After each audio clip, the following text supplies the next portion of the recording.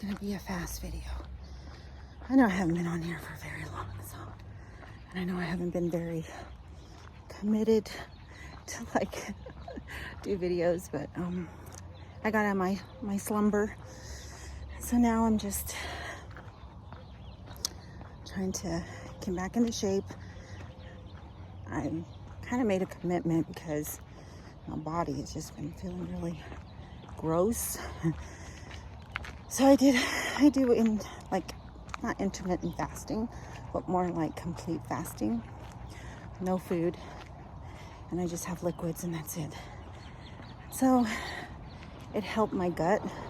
And that's the only thing that can help my gut is eliminating food and just fasting for a couple of days or so. So that was out of the way. I went to Houston last month, saw my boyfriend, spent some good quality time. All we did was just lay around all weekend. We went to Galveston. He took me to Galveston Island, saw all the beaches and stuff. It was wonderful. I loved it. And then came back and I was all thinking, okay, the stress of it all, my job, my life, my bills. You know, you come back from a vacation and it's like, or a getaway, a weekend getaway, and then you come back and it's like, shit, I gotta work now. Anyways, then my mindset just went on like, I really have to do something, because all I do is just sit on my couch, sit in my chair in my office, which is my little corner office in my room, and then sit there all day. At the end of the night, because I get off work about 6 o'clock, I shut down. And then I continue to sit on my recliner, either watch TV, scroll through the, phone, or do my crocheting. So I decided, I got up one day, like this week, committed myself to go run. Actually, it was on Sunday. Ran. My commitment was like, my goal was 1 mile a day. If it's not running, then it's like both running and walking. So that's what I've been doing. I just got back from running, and I have a park right next to our trailer park. A park right next to the trailer park. And anyways, I've been going over there and going over to the shut down middle school that we have in the community.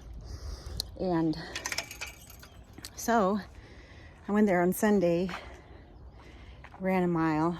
That was my goal, was a mile, and then came back home. And then I thought, well, I really don't want to walk all the way over there like during the week and then run at that middle school, Manning Middle School. So I decided to come to our park, which is it's called the Saltwash Park. And I have a huge grass. And so I decided, well, you know what? I'm going to run on the grass and not run on pavement or concrete, or limit my run on concrete and pavement, and just run on the grass every day. I didn't realize that running on, because my knees hurt, my legs hurt, and I like running because you generate a lot of heat. Your heart begins to beat more, you get more of a good workout.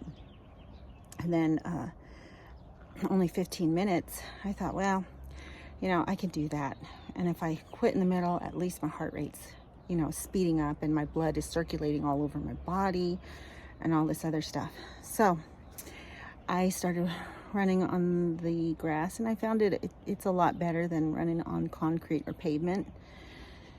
I mean, you just go around in circles and stuff, but, oh, hold on just a minute. So then, I had to stop because I use this app. It's called Under Armour running app. And so I use that to track my miles and my minutes and stuff.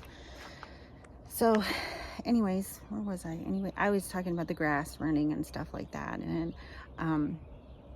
so then I found out online, because I was wondering, is it beneficial to run on grass or is it not? So I looked it up, And it is beneficial to run on grass. It helps with your joints because there's not too much heavy impact on the concrete or the, pavement. And so that's a plus. I love that because I don't want to like go through the issues as I'm getting older, issues with my knees or my hips, blah, blah, blah. So I'd rather have less impact on my hips and my joints, So, so I made that decision just to run on the grass. And I'm so glad they have like a huge area over there at the park. So I can just run on the grass. And then, like on weekends, I can go to the track over at the middle school and it's just all dirt.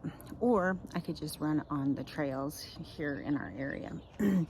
So anyways, I committed to a mile a day. I do walking and jogging. I don't do like a full-fledged run. Sometimes I'll sprint home. There's like this driveway all the way to the end of the main road, all the way to where my trailer is, and then I'll just sprint really fast as I can. And then I call it good. My heart rate is just high. This morning it was, the temperature was like freezing at 25 degrees. And so I decided not to do much of a huge